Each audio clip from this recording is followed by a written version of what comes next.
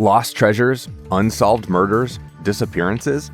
These stories continue to intrigue lovers of the Old West. Despite today's technology, many of these mysteries remain unsolved.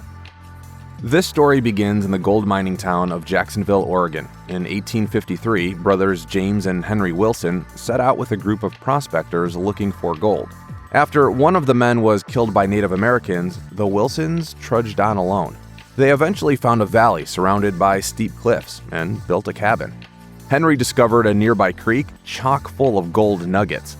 With winter on their minds, the boys dug a rock-lined hole in the floor of the cabin, deposited their treasure, and covered it with 2 flat stones. The brothers no sooner set out for civilization when the natives reappeared and killed Henry. James escaped to Northern California. In ill health, he wrote to his cousin Ted Harper about the cabin before dying. 15 years later, Harper and an alcoholic poet, Sam Simpson, went looking for the cabin. All they found were burned ruins with Henry's body inside. Moments later, Harper allegedly accidentally shot himself and died at the same spot as his cousin. A shaken Simpson returned home, sans the gold. Later that year, another group of men went looking for the cabin and missing gold. Of course, they didn't find any gold, but they did discover a national treasure: Crater Lake itself, the deepest known lake in the United States. Modern-day Bigfoot tales aside, the big hairy guy has actually been alive and well since the 16th century, when native tribes reported seeing the Great Sasquatch. Bigfoot stories persist all over the world. In the American West, various newspaper stories from the 1800s were brimming with giant wild men and wood apes, who look and sound like the Bigfoot everyone has come to know and love. Ethnographer George Gibbs started recording native stories of Bigfoot in Oregon as early as 1865, although the first official record of sightings was not made until 1904, when one was seen around Sixes River. The Bigfoot Field Researchers Organization started recording sightings in each state online in 1995. Currently, Washington State leads with 690, followed by California with 454, and Florida with 333. Colorado has only 129 recorded sightings, but enough have been reported to merit posting a warning sign on Pikes Peak. In 1540, Spanish explorer Hernando de Alarcón sailed up the Colorado River to what is today known as Yuma, Arizona. But did he make it farther? Some 100 miles southeast around the Salton Sea, folks began reporting a Spanish ship stranded in the California desert. Some speculate that it was possibly a treasure ship that was actually in the Salton Sea when it was stranded by a mudslide. Around 1775, a mule driver for explorer Juan Bautista de Anza said he saw the vessel and even carried away some of the treasured pearls he found aboard. Explorer Albert Evans also claimed to have found the wreck of a gallant ship in 1870. Later that year, Charlie Klusker claimed to have found the galleon, a story backed by Philadelphia's Evening Telegraph. Klusker later disappeared. Others doubt there is a ship, believing that the popular theory that a massive tidal wave stranded the vessel is simply folklore. A man named Lawrence Justus was so convinced the story was true, though, that in 1974, he tried obtaining a permit from Anza Borrego Desert State Park to look for it. Authorities refused the request, but a file at the park contains a picture of Justus, who, quote, reportedly found the lost ship of the desert.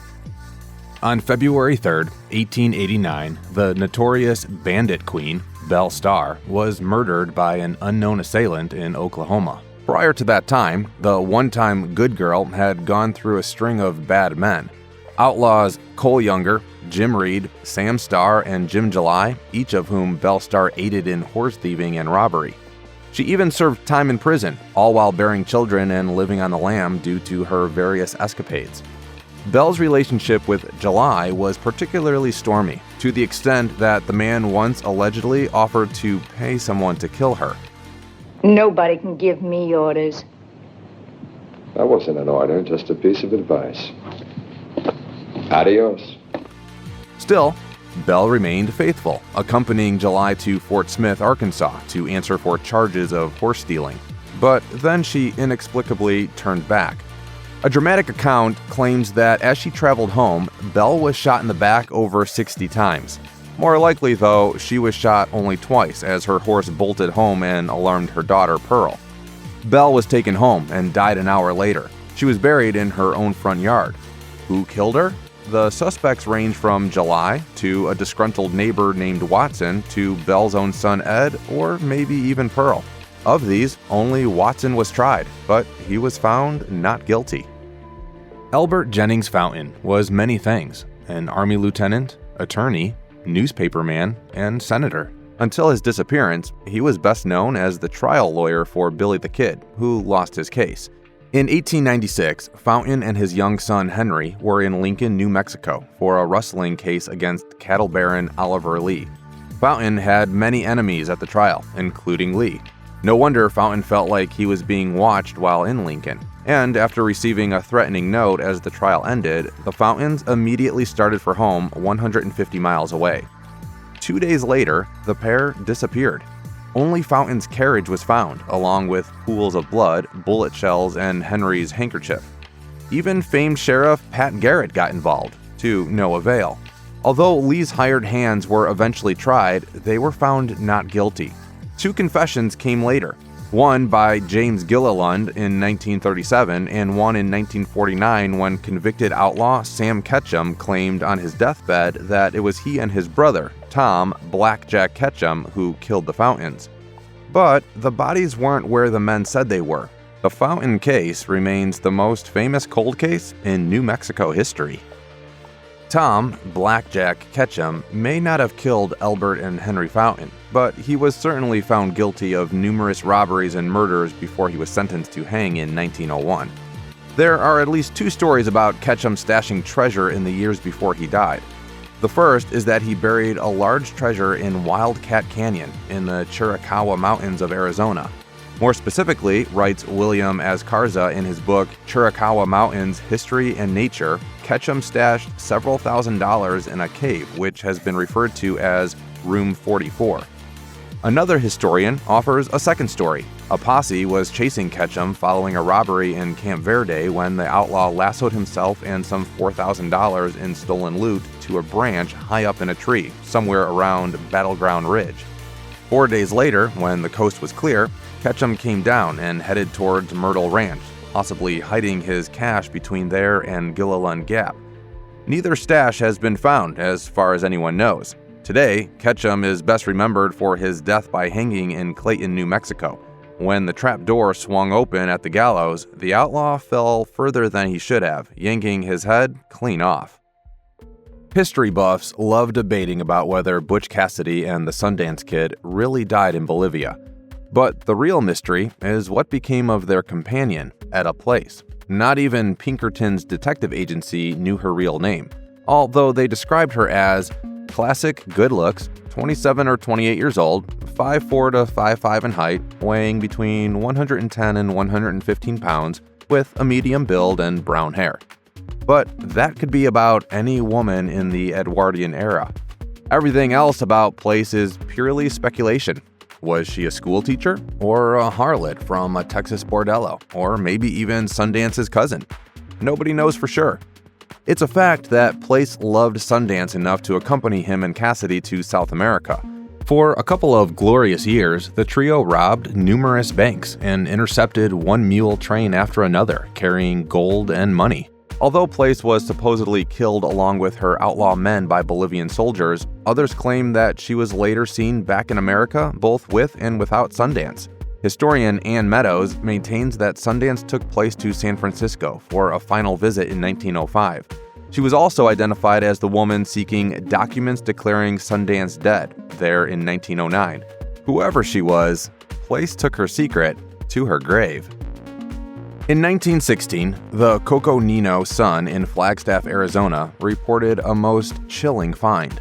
Alerted by a terrible odor, authorities found the bodies of Madam May Prescott and her husband Fred in a bedroom at their home. Fred's throat was slashed ear to ear. He'd been stabbed in the back and shot in the head. May's throat also was cut, and she had been shot twice. The blood-splattered, bullet-scarred bedroom had been set on fire. Fred also held a gun with one bullet fired and had left a note that he had violently quarreled with May before shooting her and then himself. But how does a man with his throat cut wide open shoot himself in the head and set a fire? For weeks, the coroner pored over tons of evidence. The jury finally concluded that the couple died from, quote, knife and gunshot wounds caused by the hands of unknown party or parties.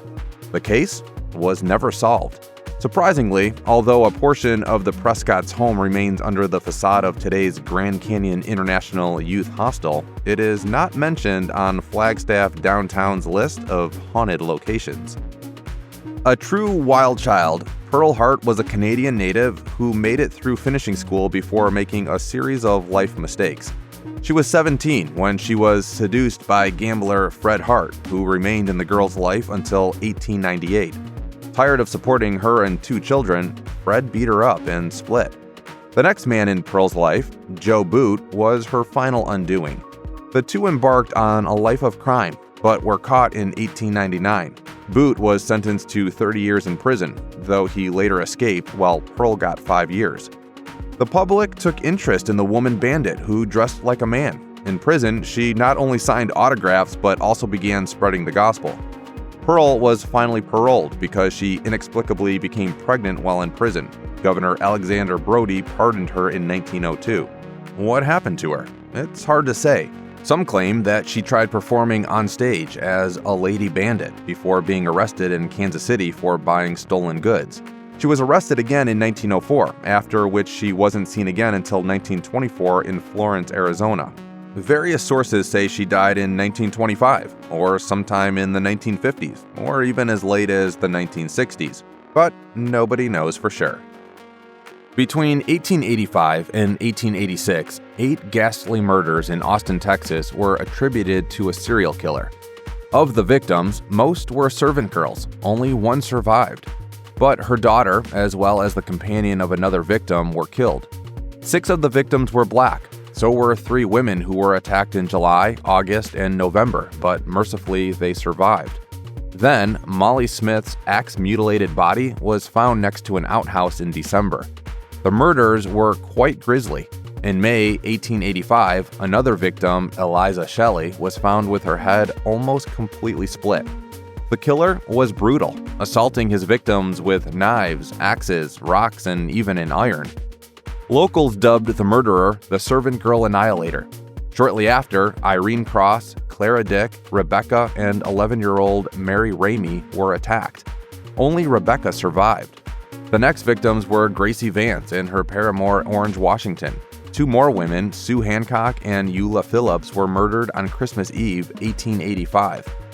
Serial killers were an unknown phenomenon at the time. So while it seems obvious to us now, authorities at the time thought these killings were actually unrelated. How could one individual be this savage? Then, in February 1886, police killed Nathan Elgin, who was beating a saloon girl to death. The attacks abruptly stopped. Though modern historians believe he was likely the killer, Elgin has still never been proven to be the Annihilator. When it opened for business in 1893, the elite Sheridan Inn in Sheridan, Wyoming was so upscale it even offered electricity. Showman Buffalo Bill Cody was on hand at the grand opening and actually purchased the hotel a year later. His selling of the establishment in 1901 coincided with the hiring of Catherine Miss Kate Arnold, just in from her native Virginia. By the 1910 census, Arnold had moved into the inn, where she worked as a seamstress, desk clerk, housekeeper, hostess, and sitter for the many children who stayed at the inn with their families, and she loved her job. During her time at the inn, Arnold met such famous guests as Ernest Hemingway, President Herbert Hoover, Bob Hope, and Will Rogers. Even Annie Oakley stayed there. Amazingly, Arnold remained in the Sheridan's employ until 1965, when the building was to be torn down. But the Sheridan Historical Society was able to save it, and when Arnold died in 1968, she requested her ashes to be interred in the wall of her room 306. Following a small ceremony in the room, her ashes were interred in the wall. The funny thing is, today, nobody seems to know exactly where in the wall the ashes are. One thing is for sure though, guests enjoy staying in the room because her spirit is ever present.